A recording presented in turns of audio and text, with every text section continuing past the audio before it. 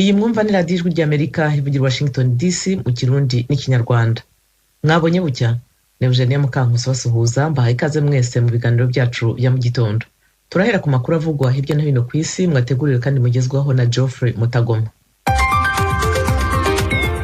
Turakoze Eugenie. Leta zunze ubumwe za Amerika nenze guverinoma ya Cuba yishinja kubangamira uburenganzira bw'abaturage bigaragambya. President Joe Biden wa Amerika afatiye ibihano mukuru w'igisirikare cya Cuba n'ishami rishinzwe umutekano mu gihugu ryayoboye ibikorwa byo guhohotera bigaragambya. Atangaza ibyo bihano, President Joe Biden yavuze ko yamaganye ifungwa ry'abaturage mu kivunge n'imanza za nyirarureshwa zigamije gutera ubwoba, gucecekesha no gufunga abatinyuka kuvuga. Yongeyeho ko Amerika ihagararanye n'abanyacuba b'intwari bafashe ya mbere mu kwamagana ubutegetsi bwa gikomuniste n'akarengane bamaze imyaka 62. Ibihano Amerika yashyizeho birareba Alvaro Lopez Miera, minisitiri w'ingabo w'icyo gihugu, na minisiteri ya brigade idasanzwe y'ingabo imbere mu gihugu. Bitegeka ifatirwa ry'umutungo wabo hakurikijwe amategeko ya Amerika, rikarababuza kwinjira ku butaka bwa Amerika. Indege za gisirikare za Leta zunze ubumwe za Amerika zagabye ibitero ahantu hatandukanye muri Afghanistan mu minsi 30 ishize mu rwego rwo gushyigikira ingabo za leta y'icyo gihugu kureba ko zakumira abarwanyi b'Abataliban bakomeje kugenda bigarurira igice kinini cy'igihugu. Umukozi wa Minisiteri y'Ingabo ya Amerika utashatse ko amazina yamenyekana kubera uburemere bw'aya makuru yabwiye ijwi rya Amerika ko ibyinshi muri ibyo bitero byagabwe n'indege zitagira umupilote, ahiganje ingabo n'ibikoresho bya gisirikare. Abataliban bari bambuye ingabo za leta. Hashize iminsi abasivili muri Afghanistan bavuga ko babonye indege z'ingabo za Amerika, bamwe bakemeza ko arizo zagabye ibitero i Kandahar, aho ingabo z'Abataliban zari zimaze iminsi zigaruriye. Tukiri ku makuru areba Afghanistan, ihuriro ry'imiryango irenga 24 igizwe n'ibitangazamakuru n'amashyirahamwe haranira uburenganzira bwa muntu rirasaba leta ya Amerika kurengera abanya-Afghanistan bakoreye itangazamakuru ry'amahanga. Iryo huriro riravuga ko kubera iyo mpamvu bashobora kwibasirwa n'Abataliban.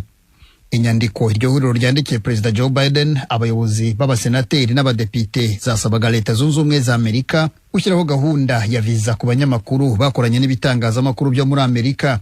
Izi nyandiko zavugaga ko benshi muri abo batinya ko Abataliban bashobora kubagirira nabi kubera ko bakoranye n'itangazamakuru rya Amerika. Afghanistan imaze igihe ibarirwa mu bihugu bitoteza abanyamakuru, ariko kuva watangira imishyikirano hagati ya leta y'icyo gihugu n'Abataliban mu kwa 9 mwaka 2020 naho ingabo za Amerika zitangiriye gahunda yo gutaha, byarushijeho kuzamba. Abanyamakuru bagera ku 10 n'abakora mu itangazamakuru bamaze kwicwa kuva iyo mishyikirano yatangira. Abandi benshi bahunze uduce tw'amajyaruguru y'igihugu twigaruriwe n'Abataliban. Gusa kugeza ubu abategetsi ba Amerika birinze kuvuga niba baba barafashishije ingabo za leta ya Afghanistan zirwanira ku butaka ibikoresho bya gisirikare nk'ibisasu bya bombe n'ibindi mu rwego rwo kurinda ingabo za Amerika ubu zirimo kuva muri icyo gihugu. Tugarutse ku mugabane wa Afrika, igitero cy'ikoranabuhanga rya mudasobwa cyakomye mu nkokora ibikorwa ku cyambu cya Cape Town muri Afrika y'Epfo nk'uko byagaragaye muri email ibiro ntaramakuru by'Abongereza Reuters byabonye. Icyo gitero kandi cyakomye mu nkokora ubucuruzi ku cyambu cy'i Durban kinini kurusha ibindi muri Afrika yo munsi y'ubutayu bwa Sahara nk'uko byemejwe n'amasoko 3 atandukanye yavuganye n'ibiro ntaramakuru by'Abongereza Reuters. Ikigo Transnet gishinzwe ibikorwa ku byambu byo muri Afrika y'Epfo harimo n'ibyo muri Cape Town na Durban cyatangaje ko gihagarika imirimo yo gutwara ibicuruzwa kugeza igihe ikibazo cy'igitero cy'ikoranabuhanga cyari cyagabwe gikemurirwa.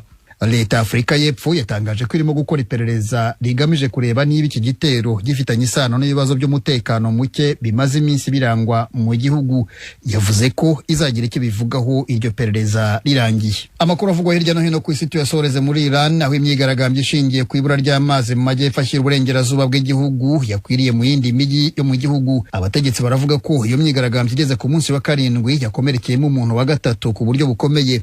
Amashusho yagaragaye ku mbuga nkoranyambaga yerekanaga abaturage bigaragambya mu bice by'intara za Khuzestan, cyane mu murwa mukuru wayo Ahvaz, no mu mijyi ya Bebahan, Dezful, Izeh, Masjed, Soleiman, Rashmir na Suzangad. Amwe muri abo mashusho yerekanye abashinzwe umutekano basa n'abarasa ibyuka biryana mu maso kuri bamwe mu bigaragambya. Ubutegetsi bwa Iran bwabujije ijwi rya Amerika gukorera muri icyo gihugu, bityo ntiryashoboye kumenya ku buryo budasubirwaho ukuri kw'ayo mashusho bivugwa ko yavuye mu ntara za Khuzestan na Isfahan. Geoffrey Mutagoma, urakoze kutugezaho aya makuru avugwa hirya no hino ku isi. Mu kanya turajya mu karere k'ibiyaga bigari bya Afurika.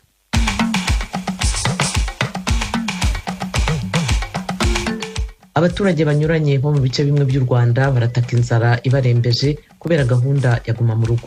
Iby'umugoroba byo ntabwo ndi kubona ahantu birava tu. Nari nunzwa n'igare ubona natwe twayobewe ukuntu turabivubeho. Meze nabi nakundi nyine ni ukurya rimwe nabwo ntibajye ngo bahaze. Abo ni bamwe muri abo baturage baganiriye n'Ijwi ry'Amerika. Minisiteri y'Ubutegetsi bw'Igihugu yahumurije abaturage bakeneye ibiribwa. Ibiribwa birahari, ubwose umuntu waba afite ikibazo tuzakomeza kugenda tubagoboka. Hari nimero zitishyura za buri karere, ariko na Minisiteri y'Ubutegetsi bw'Igihugu ifite nimero itishyura 5353. Uwo ni Samuel Dusengiyumva, umunyamabanga uhoraho muri Minisiteri y'Ubutegetsi bw'Igihugu, nawe aganira n'Ijwi ry'Amerika. Mu Burundi ku nshuro ya mbere harimo gutegurwa ibarura rigamije kumenya ubwiyongere bw'abaturage, ingo, ubuhinzi n'ubworozi. Mu Burundi kandi komisiyo kuri n'ubwiyunge irashakisha imibiri y'abantu bishwe mu 1972 bashyinguwe mu mva rusange mu mujyi wa Bujumbura. Ayo makuru hamwe n'ayandi twabateguriye ni mu kanya ku buryo burambuye, ntimujye kure ya radiyo yanyu.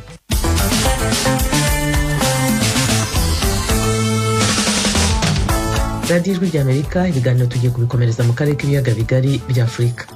Mu Rwanda abaturage banyuranye bo mu bice bimwe by'igihugu barataka ko inzara ibarembeje kubera gahunda ya guma mu rugo yashyiriweho uturere 8.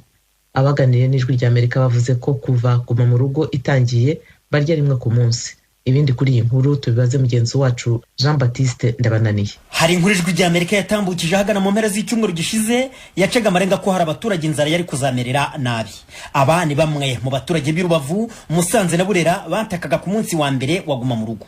Oya natwe ubu ahubwo byatuyegeyeho. Ubu murarara muri yese? Kurya rwose ni intambara. Kurya iby'umugoroba byo ntabwo ndi kubona ahantu birava tu. Nari nunzwa n'igare ubona natwe twayobewe ukuntu turabivubeho. Ntabwo nari nziteguye, ntabwo nari narizigamye. Ntabwo nabasha kubaho. Ayo nshaka kubona kuri uyu munsi ashaka kununga iminsi 2. Ahanini ni ukurya ari uko wakoze. Ndahangayitse cyane kabishye ko mfite n'umuryango. Uyu munsi ntabwo ndi burarire. Mu cyumweru gishize Minisitiri w'Ubutegetsi bw'Igihugu Ryamerica Gatabazi yemezaga ko leta yari yarabaruye imiryango irenga 200,000 yari kuzabona ubufasha burimo ibiribwa muri iguma mu rugo. Gusa aba baturage bari babwijwe ry'Amerika ko batizeye ko ubwo bufasha buzagira ku bantu bose batishoboye, bityo ko batari bizeye ko bwari kuzabageraho. Ibyo bavuze byari impamo kugeza uko twavuganaga nabo ku mugoroba wo kuri uyu wa gatatu. Bavuze ko nta bufasha barahabwa kandi ko inzara ibarembeje. Harimo nabo twari twavugishije muri ya nkuru. Aba nabi Rubavu. Ubuzima bumeze nabi, reba nk'ubu bari gutanga ibiryo ariko njyewe ntabyo nabonye. Abana mfite iyo babibonye bararya, iyo batabibonye ni ukuja mu nzu ubwo nyine tukaryama nta kundi. Meze nabi nakundi nyine ni ukurya rimwe nabwo ntibajye ngo bahaze. Abana nta kigenda rwose. Umuntu ugira amahirwe ntaharya nijoro gusa. No kuba ukigurira agasheke no kuburara cyangwa kusabiriza ku bavandimwe. Aba ni abanyaburera. Ntabwo cyari cyatugeraho ubu twicaye dutegereje. Naranditswe ko niyo tubibonye ko ari ukurya rimwe ku munsi. Nta na rimwe murarya kabiri kuva guma mu rugo yatangiye? Oya, ubu tuvugana cyokora ntakubeshe, ubu ibya nimugoroba turangije kubirya. Ku manywa ntabwo twigeze tubibona. Ubwo iyo nagize amahirwe abona utwane mugoroba, Imana ziba zampaye, ubwo ngo byanga bya ko nubwo mbonye utwane mugoroba twamanywa two ejo ntabwo twaboneka rwose simubeshe. Uyu mugabo herutse yongeraho ko umubyeyi we w'imyaka 76 nawe atorohewe. Umukecuru nawe abayeho nabi, ko abanyarwanda rero baca umugani ngo impumyi ziranda timbise. None nanjye ubwanjye naba nta kuntu nimereye nge nkamumara ibiki. Ni ukureshwa na Nyagasani gutya nawe arabwirirwa akaburara gutyo. Iyo naronse ndamugaburira, ariko ubwo iyo ntaronse nawe arihangane. Buri wese mu bo twavuganye afite umuryango mugari, hari n'abafite abana nka 5 cyangwa barenga. Hari abaturage bavuga ko batabaruwe mu bagomba guhabwa ibiribwa, nyamara ariko ko bakabaye bafashwa. Urugero ni uyu munyarubavu ubanza unafite ubumuga, ubusanzwe utunzwe no kwambutsa ibicuruzwa ku igare rye ku mupaka wa Gisenyi Goma, n'umunyaburera uheruka. Ntabwo bashizemo bose bagiye barobanura ntibamenya uko bajya bayikurikizana. Mbese uko urabona ndi umuntu ugomba gusigara. Urwo rutonde rurakorwa ariko ntitumenye n'igihe rwakorewe. Hari n'ababaruwe ariko batarabona ibiribwa, barimo aba banyarubavu. Baratubaruwe nyine mu bantu bazafashwa ariko nyine turabitegereje n'abandi batari bayibona. Minisitiri Gatabazi so yabivuze buri munsi arabivuga, bavuga ko ibiryo byamaze kugera ku kagari, ugiye ku kagari ndakindu ubona. Ejo bundi batwanditse hano ariko ndakindu tubona, n'akagari karafunze kwanza. Samuel Dusengiyumva ni umunyamabanga uhoraho muri Minisiteri y'Ubutegetsi bw'Igihugu. Kuri mikoro y'Ijwi ry'Amerika yarayahumurije abaturage bakeneye ibiribwa. Uyu munsi ibihumbi bisaga 184 bingana na 94% y'ingo zari ziri ku rutonde rw'ibanze yamaze gushyikirizwa ibiribwa. Cyakora icyagiye kigaragara nuko urutonde twari dufite hari abaturage bagiye bimuka bakaza ari bashya, bakaba ari imiryango mishya yabonetse. Ni imiryango mishya iraza yiyongera kuri iyi ngiyi irenga 200,000.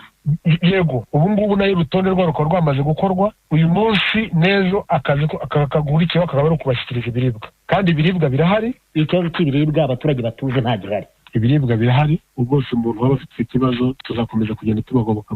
Ari nimero zitishyura za buri karere, ariko na Minisiteri y'Ubutegetsi bw'Igihugu ifite nimero itishyura 53 bayihamagara. Dusengiyumva yemera koko habayeho gutinda kugeza ibiribwa ku baturage, ariko ko byatewe impamvu zirimo igikorwa cyo kubanza gupakurura imifuka y'ibyo biribwa kugira ngo bishyirwe mu mifuka abaturage bagomba gutwara, ko impamvu itari uko inzego zo hasi zatanze imibare y'ababikeneye itariyo. Yongeraho ko bateganya gushyiraho ikoranabuhanga rizajya ryifashishwa mu bikorwa nk'ibi mu bihe biri imbere kugira ngo he kugira umuturage ucikanwa kandi byihute.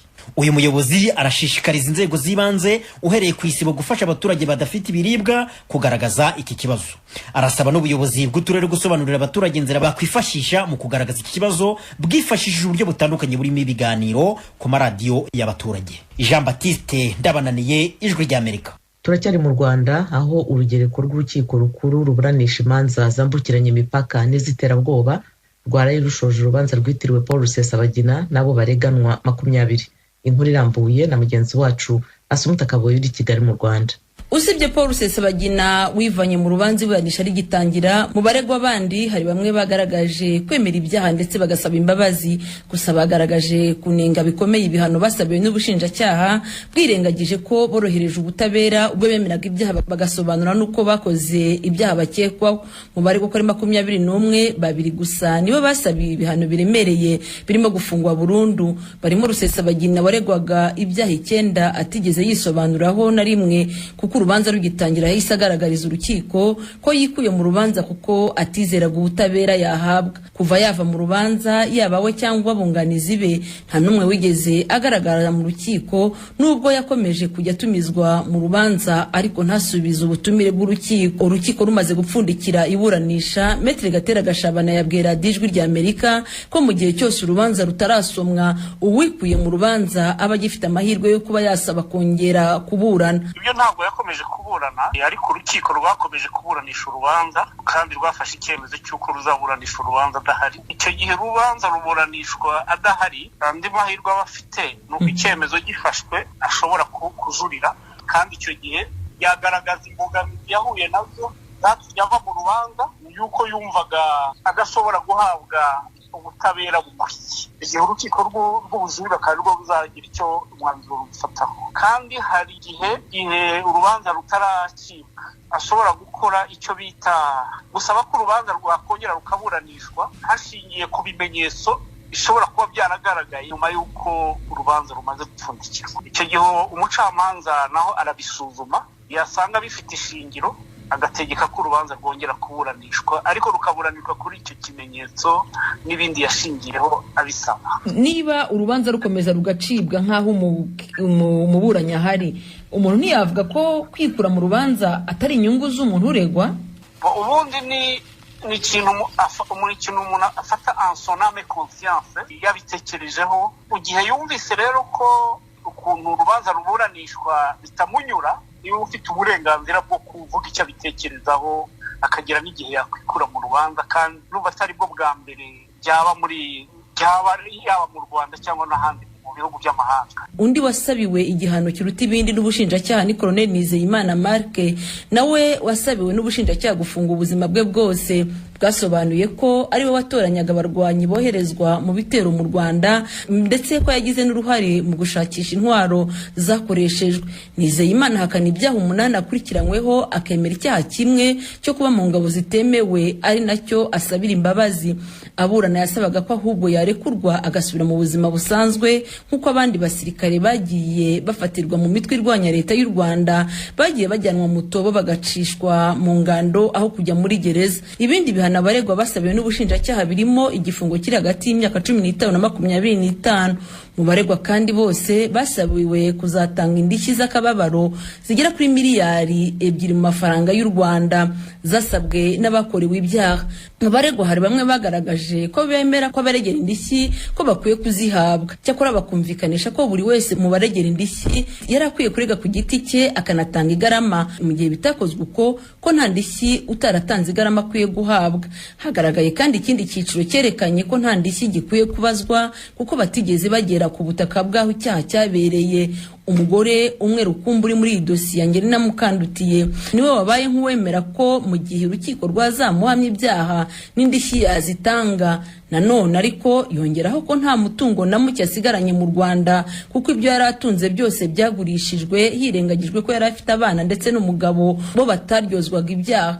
Uyu mubyeyi ugeze mu myaka 70 y'amavuko yasabye urukiko kutazamuhanisha imyaka 20 yasabiwe n'ubushinjacyaha kuko ayihawe atabasha kwerekana ko yahindutse. Yanasabye urukiko ko byose rwabirengaho rukamugirira imbabazi agafungurwa, rukaba rwerekanye ko no mu Rwanda hariho ubutabera bugira imbabazi. Madamu Mukandutiye yanagarutse kandi ku gihano yahamijwe n'urukiko gacaca cyo gufungwa ubuzima bwe bwose rumuhamije uruhare rwe muri jenoside yakorewe Abatutsi. Asobanuza igihano azakora icyo ari cyo. Urukiko rwamusobanuriye ko byose bigenwa n'itegeko ko azabimenya hageze. Usibye Rusesabagina wikuye mu rubanza mu kwezi kwa 3, abandi mu baregwa bose basabye urukiko kuzabagabanyiriza ibihano cyangwa rukabagira bere bagasubira mu buzima busanzwe. Umucamanza yavuze ko azatangaza umwanzuro we muri rubanza itariki ya 20 z'ukwezi gutaha kwa 8. Asumta Kaboyi, Ijwi ry'Amerika, i Kigali. Banywanyi b'Ijwi ry'Amerika, uretse kutwumvira ku mirongo ya FM, ku mirongo migufi ya shortwaves, kuri Facebook na internet mushobora kutwumva biciye ku matelefone yanyu ngendanwa. Kuba twumva muri Tanzania muhamagara ku nimero guteranya 2 5 5 4 1 1 2 ubusa 1 ubusa 6 abatwumva muri Kenya namwe mugahamagara kuri guteranya 2 5 4 2 ubusa 5 2 9 3 2 9 4. Kuri mwe mutwumva muherereye muri Amerika muhamagara kuri guteranya 1 3 5 1 9 9 9 5 1 8 5. Ijwi ry'Amerika ryongeye kubashimira kuba mudahengeshanya kuryumviriza. Ijwi ry'Amerika ni radio yanyu. Turava mu Rwanda twerekeza mu Burundi aho komisiyo y'ukuri n'ubwiyunge mu gihugu ikeka ko mu mujyi wa Bujumbura hahambwe abantu barenga 10,000 bishwe mu mwaka w'1972, igasaba abafite amakuru y'ahari ibyobo rusange kuyatanga. Umunyamakuru w'Ijwi ry'Amerika Pierre Claver Niyonkuru uri i Kigali mu Rwanda aduha ibisobanuro birambuye.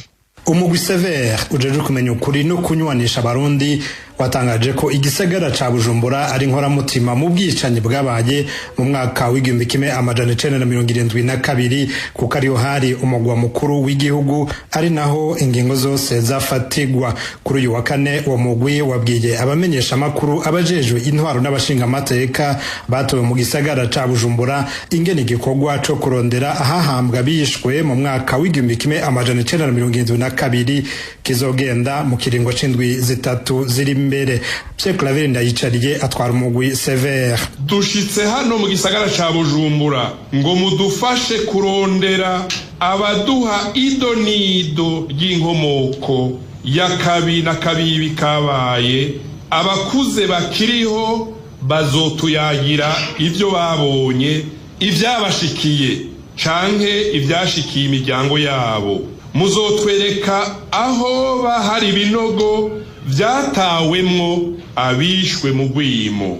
ibikorwa vya Sever washizweho mu mwaka w'ibihumbi 2014 nibivugwa ko rumwe abanyepolitike batari bake cane cane batavuga rumwe n'ubutegetsi hamwe n'amashirahamwe yigenga babona ko uwo mugwi uhengamiye ku gushaka kwerekana ko muri uwo mwaka w'igihumbi kimwe amajana 1972 hishwe ubwoko bumwe bw'abahutu gusa. Vitane Shimirimana atwara urunani rw'amashirahamwe yigenga Force yavyiganiye ijwi ry'Amerika. Iyo batoye ibisigarira bihutira kuvuga yuko ari ibisigarira by'abahutu bishwe 72 kandi tuzi mu gihugu cy'u Burundi habaye ubwicanyi mu biringo bitandukanye, bakabikora mu ntumbero yo kugira ngo abahutu bose bakwirikire bahurumbire umugambwe CNDD-FDD kandi byongeye banyegeze ibyaha biriko birakorerwa abarundi muri kino gihe. Uyu mugwi Sever ukaba warerekanye uguhengama kudasanzwe mu gushigikira ukwibuka bamwe mu bagandaguwe, abandi nabo bigashiburirwa ku ruhande. Aha Ndayicariye yashimangiye ko umugwi Sever arongoye urondera kumenya ukuri gusa ndetse ko uzokorana ubwitonzi mu gisagara ca Bujumbura. Tuzobikorana ubuhinga mu buryo bifasha abarundi kwiyunga gusumba. Nta uzoronka amahoro n'umwe agendera ku binogo biryamyemwo abarundi n'abarundikazi. Abantu barishwe ntibishe, abishe baba abahutu ntibagirishije inama abahutu, baba abatutsi ntibagirishije inama abatutsi. Uwishe akwiye kubibazwa ku giti ciwe. Yamara naho biruko bamwe mu batutsi barokotse ugwimo rwo mu mwaka w'igihumbi kimwe amajana 1993 bavuga ko ukurondera ababiciye ababo bidahabwa agaciro n'uwo mugwi Sever kandi biri mu nshingano zawo. Gervais Nibigira yarokotse mu ntara ya Muyinga. Uyu munsi umugwi wa Sever umenga n'umugwi wa politike, so mugwi witwa ko wigenga unywanisha abarundi canke wekana ibyabaye. Umenga ariho umugwi w'abantu canke ubwoko kanaka ushaka kwegeka ko byagiye biba mu Burundi. Kiragira yuko uyu munsi ko kuri nyikwaza ko atariko kuzoba gutanguye ikindi gice bizotuma haba abandi bantu ivyumviro bibi bishobora gutuma hasha kuba ibindi bibazo mu Burundi. Cyo bituma umugwi wakwiye kuba umugwi uri mu bantu kwamiraho bizeyo atatu muri kahise ku Burundi bagirizwe canke bavugwa ko nk'abantu b'abacika cumu bakomwe ibyo ko n'ibyabaye mu gihugu cy'u Burundi mu 1993 ntako tubona ko bako baturonderera kubera umengo uyu munsi uwo mugwa wabakoze ko n'igihe c'1993 umenga waribagiwe uravye ibihe bya politiki usanga kukirimo. Raporo ya nyuma y'umugwi Sever uheruka gushira habona mu kwezi kwa kano y'umwaka yerekana ko umaze kuzura ibisigarira vy'abantu barenga ibihumbi 100 bishwe mu mahano yagiye arashikira igihugu cane cane mu 72. Inama nkenguzamateka imaze imisi itunganya ibiganiro bitandukanye mu gihugu isigura ko ubwo bwicanyi bukwiye kwitwa ihonyabwoko ry'abahutu. Ibi biriyamirizwa n'ababuriye babo mu yindi myaka nko muri 1993 bavuga ko ahubwo ubwo ari bwo bukwiye kwitwa ihonyabwoko ry'abatutsi. Yamara mu mategeko mpuzamakungu ONU niyo yonyene ifise ububasha bwo kwemeza ko hari ihonyabwoko ryakozwe mu gihugu kanaka. Pierre Claver Niyonkuru, Kigali, ku bw'ijwi ry'Amerika. Iwanyu mu ntara. Iwanyu mu ntara ni ikiganiro kibashikiriza amakuru avugwa hanini mu ntara no mu makambi y'impunzi z'abarundi ari muri Tanzania, mu Rwanda, muri Uganda no muri Republika Iharanira Demokarasi ya Kongo. Iwanyu mu ntara na karyo ijwi ry'Amerika riho umunyagihugu ahaherereye ku gatumba mu ikambi kugira yagira abandi uko abayeho mu buzima bwiwe bwa misi yose. Iwanyu mu ntara ni cyanyu. Tuyagire mwisanzuye kwijwi rya Amerika. Ni kuva kuwa mbere gushika kuwa gatanu kuva 7 gushika 7 n'igice z'umutaga. Iwanyu mu ntara, iwanyu mu ntara, iwanyu mu ntara.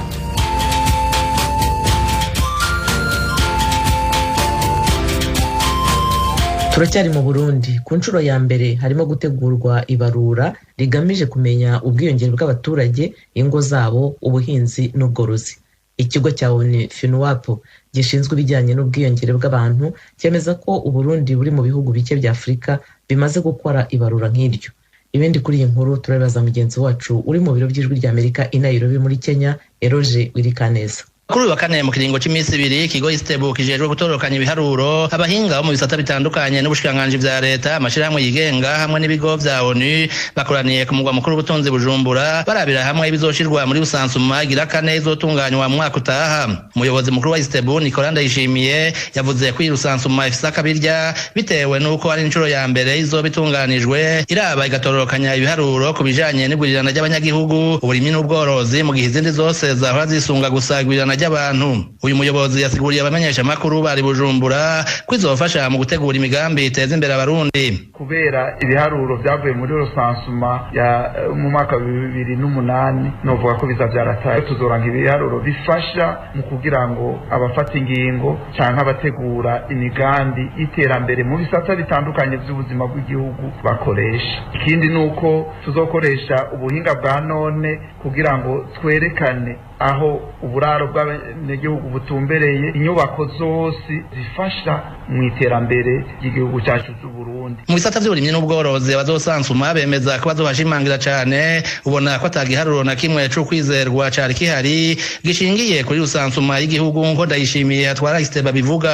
Ubwa mbere icyo tutezwa kuraba ni ukubanza kumenya igitigiri cy'abarimyi n'aborozi mu Burundi niki, mbe borora ibiki, barima ibiki, bafise ibihe bikoresho bakoresha kugira ngo bashobore kurima. Hariho ibikoresho bigezweho cyane bakoresha ibikoresho bya kera. Hanyuma tuzoja dukora andi matohoza yimbitse mu bijanye n'uburovyi n'uburimyi bw'imboga n'ivyamwa n'abatera ibiti borora inzuki. Richmond Tiemoko aserukira ikigo ca ONU cita igurirana ry'abantu FINWAP mu Burundi yashimye cyane iyi nteguro. Yemeza ko Burundi buri mu bihugu bike bimaze gutegura no gutunganya bene iyi rusansuma ku mugabane wa Afrika. Asanga bizofasha ico gihugu kugera ku migambi y'iterambere y'ikinyejana. C'est une première au Burundi et je dirais c'est l'une des premières fois.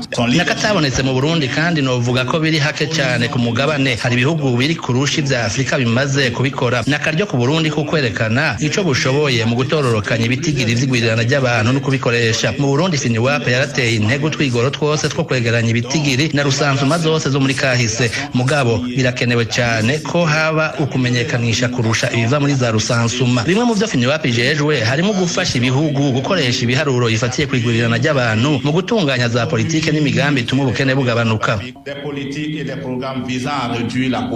Niko Richmond yatangaje anashimangira ko yavuze mu izina ry'ibisata vya ONU vyose. Imwe muri iyo migambi leta y'u Burundi yaramaze kuyimenyekanisha nuko kuva mu 2025 atamuryango n'umwe worenza abana batatu. Muganga Tadendi Kumana umushikiranganje w'amagara y'abantu yabitangaje ku wa 11 ku kwezi hahimbazwa umunsi mpuzamakungu wahariwe gurirana ry'abantu. Leta y'u Burundi iraje ushinga nuko abenegihugu bogira amagara meza. Gutandukanya imvyaro no kuvyara bake ni inkomoko y'amagara meza. Nico gituma duhamagariye abenegihugu kugabanya imvyaro kugira dushikire ryahangiro ry'igihugu cacu ryuko mu mwaka wa 2025 atamuvyeyi yorenza abana batatu. Ibitigiri bitangwa na ONU vyerekana ko abarundi bari hagati mu gihugu bangana ni miliyoni 12 ibihumbi 251 n'amajana 656. Ibice 13.8 kwijana baba mu bisagara. Uburundi bukaba burimo ibice ubusa n'uduce 15 kwijana vy'abantu ba mu isi yose ubu baba hafi miliyari 8. Mu mwaka wa 2011 ni hisi yuzuza miliyari 7 z'abayibamwo. Oniteganya ko mu 2050 abayituye bazoba bagera ku miliyari 9 kandi ico gihe nyene ibice 36 kwijana vy'abantu bakazoba ba mu bisagara. Eroge Wirikaneza, Ijwi ry'Amerika. Nshuti mwari muduteze amatwi ibiganiro byacu byo kuri iyi saha birahumuje. Ntimuze gucikwa n'ibiza gukurikira. Tubashimiye rero ko mwahisemo gukurikira radio yanyu Ijwi ry'Amerika. Bakoze kandi na bagenzi banjye bose bagize uruhare muri ibiganiro. Byari bihagarariwe na Etienne Karekezi, Fasiri Gebehu no washyize hamwe amajwi. Kuri mikoro mwari kumwe nanjye Eugenia Mukankusi. Tubasezeye tubifuriza mwese kugubwa neza. Turabifuriza kandi amahoro n'amahirwe muri byose aho muherereye hose.